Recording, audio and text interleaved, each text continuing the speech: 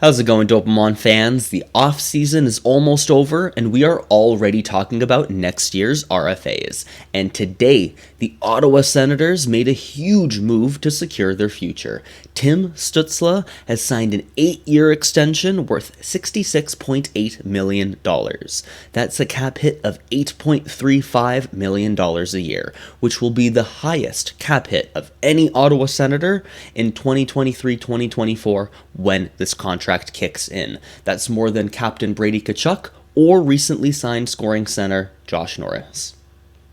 Of course, Stutzle is only 20 with 1 year left in his entry-level deal, so there's going to be no bridge contract to prove he's worth more. He's cashing in now, and this deal will take him until he's 29 years old, right into his prime, after which I speculate that he will sign again on another long-term contract that takes him to 35 or 37 years old. A good career trajectory for him, but a lot of money right now for the Ottawa Senators to dish out. So, let's look into whether Stutzle's worth the biggest salary on the team.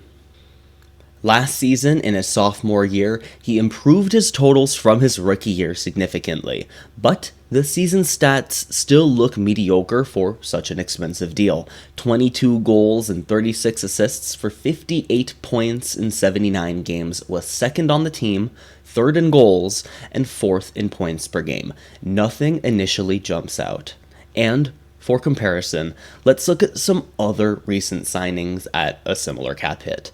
Tage Thompson, a near 40-goal scorer who just signed for 7 years at $7.15 million. Kevin Fiala, an over a point per game player who just signed for 7 years at $7.875 million. Teammate Josh Norris, another candidate for 40 goals, who just signed 8 years at $7.95 million, and Robert Thomas, another over a point per game player and playmaking phenom who just signed for 8 years at $8.125 million. These players have all scored more than Stutzle and yet will earn less money. So, for Sens GM Pierre Dorion, there is some serious risk to give Stutzle both money and term.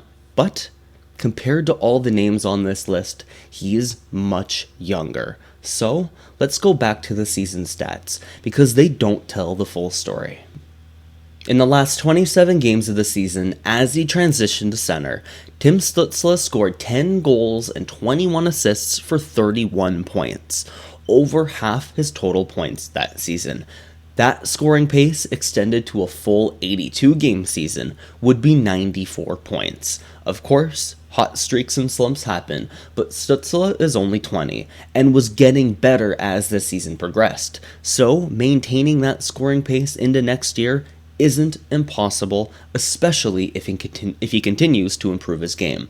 And don't forget, as a center last year, his wingers were usually Alex Formenton and Connor Brown, who, in their own right, are pretty good, but don't compare it all to Alex DeBrincat and Claude Giroux, both NHL veterans and new additions to the Senators that will help guide Stutzle into becoming that top NHL center and score a lot of points along the way. And I've mentioned this in an earlier video on the channel, my sens predictions and hot takes for the 2022-23 season. If you haven't already seen it, where I predict that Stutzle scores 100 points. Even if he doesn't reach that number, if he just maintains close to the scoring pace that he did last season, then he'd likely be scoring more than any of those players whose contracts I compared to earlier. It's very possible that this is a bargain contract before it even begins. Is there risk? Sure. But Stutzle truly projects to be a superstar, and now that he's surrounded by the right talent, Sens GM Pierre Dorion was right to pull the trigger on this deal sooner rather than later when Stutzle might be able to bargain for even more money. So I want to make one more contract comparison, and it's a bit wild, but I think it illustrates the possibilities very well. This is the current contract for Colorado Avalanche top center Nathan MacKinnon. Next year, the man that led his team to the Cup will have a $6.3 million cap hit and earn a salary of $6.85 million. Not a lot. This is because he signed a long-term deal right out of his entry-level contract. Now, Looking back, it's easy to say, yeah, wow, it's Nathan MacKinnon. Obviously, it's a good contract. But at the time, there were some doubts. In the year that he signed his contract, which, unlike Stutzle, was the final year of his entry-level deal, he scored 21 goals and 31 assists for 52 points in 72 games. This is a very similar production to Tim Stutzle right now, at basically the same age. And this was 2016 when the cap was much lower. So at the time, 6.3 that 6.3 million dollar cap hit was much more significant than it is today.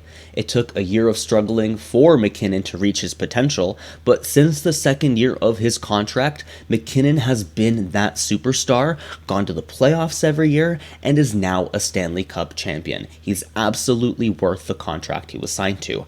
Avalanche GM Joe Sakic, who was the one that signed that deal and is now a Stanley Cup winning GM himself, was inevitably rewarded for investing the term and money into his future stars.